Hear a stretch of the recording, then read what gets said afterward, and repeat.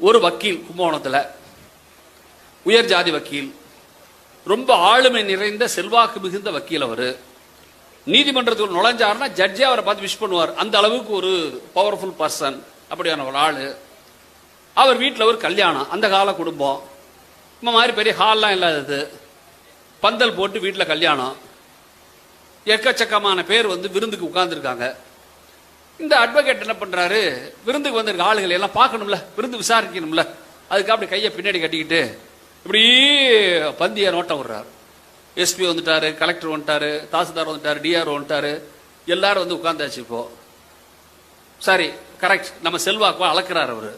ஊர்ல உள்ள எல்லா வக்கீலும் வந்துட்டான், ஜட்ஜ் எல்லாம் வந்துட்டாரு, அந்த ஒரு பெரிய நிலச்சுவாந்தர் வந்தாச்சு. எல்லாரும் வந்த உடனே இந்த வக்கீலுக்கு ஒரு பெருமிதம், சரி நம்ம செல்வாக்கு நல்லா தான் நிக்குது அப்படி நினைச்சு நிக்கும் போது எதேர்ச்சியா திரும்புறாரு. ஒரு அழுக்கடைஞ்ச பிச்சைக்காரன் பரதேசி உட்கார்ந்துருக்கான் பந்தியில. பார்த்தவனே இந்த ஆளுக்கு வந்த டென்ஷன்ல அவரோட ஜூனியரை கூப்பிட்டே அவனை வெளியேற்றுறான் அப்படிங்கிறாரு. அவன் போய் பார்க்கறான், அந்த பாவம் வந்த பசியில சோத்தல விழுந்த உடனே இலையில விழுந்த போட்டு பிசைஞ்சு திங்க ஆரம்பிச்சிடறான். இவனுக்கு மனசு வரல அவனை எழுப்புறதுக்கு. சார் அவன் சாப்பிட ஆரம்பிச்சிட்டான் அப்படிங்கிறாரு. அவர் வக்கீலுக்கு வந்துச்சு, வே சாப்பிட வைக்க, யார் வீட்டு விருந்து, எவன்டா உட்கார்றது, துரத்துறான் அவனை வெளியில அப்படிங்கிறாரு. அவன் தயங்குறான். இவரே போய் சிண்டை பிடிச்சி தூக்கி வெளியில இருக்கிறார். அவனை படா வெளியில படா.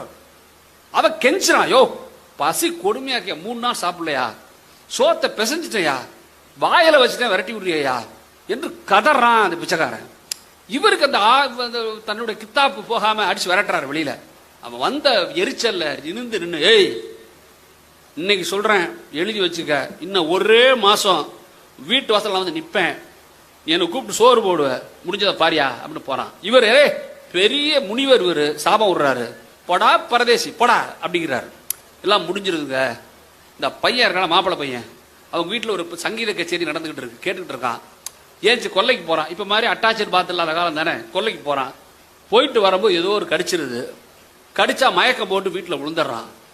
இந்த வக்கீலோட சம்சாரம் கடந்து கத்துது, ஐயோ புள்ள உழுதுனா கத்துனா உடியா இருந்தா பையன் பிறங்க இல்லாம கிடக்குறான்.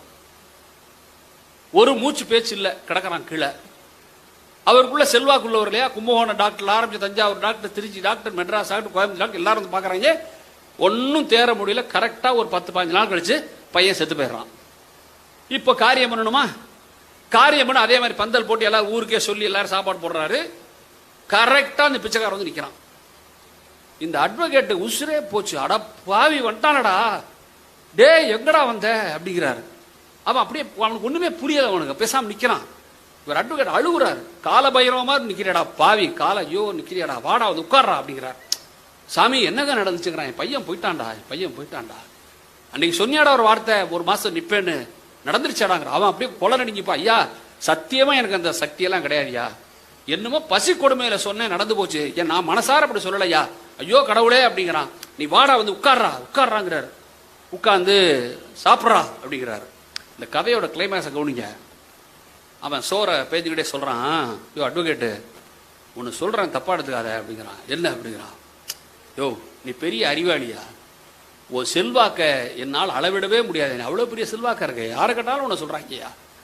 ஆனா இந்த அதிகாரம் செல்வாக்கு அறிவெல்லாம் இருக்குல்ல, அதெல்லாம் இந்த சிமெண்ட் மாதிரியா, அப்படியே உதிர்த்து விட்டியன்னா கீழே உதிருமியா.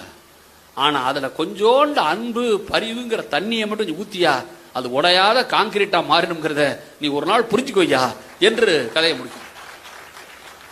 நீ இப்ப இந்த திருக்குறளை ஃபிட் பண்ணுங்க, கதையோட திருக்குறளை ஃபிட் பண்ணுங்க. அந்த அட்வொகேட்டுக்கு இருந்த அறிவு தானே, அந்த அறிவால் அடுத்தவனுடைய பசியை உணர முடிஞ்சுதா? எது அறிவின் உயர்வு வள்ளுவன் சொல்றான், அறிவினால் ஆகுவது உண்டோ பிரிவின் நோய் தன்னோயில் போற்றா கடைன்னு சொல்றால். இந்த திருக்குறள் 2000 வருஷம் கலந்து ஜானகிரான் மனசுக்குள்ள ஊறுது என்று சொன்னால், உலகின் தலை சிறந்த உணர்ச்சிகளும் அறங்களும் எல்லா காலங்களிலும் வாழும் படைப்பாளிகளால் என்பதை நீங்கள் தயவு செய்து புரிஞ்சுக்கங்க.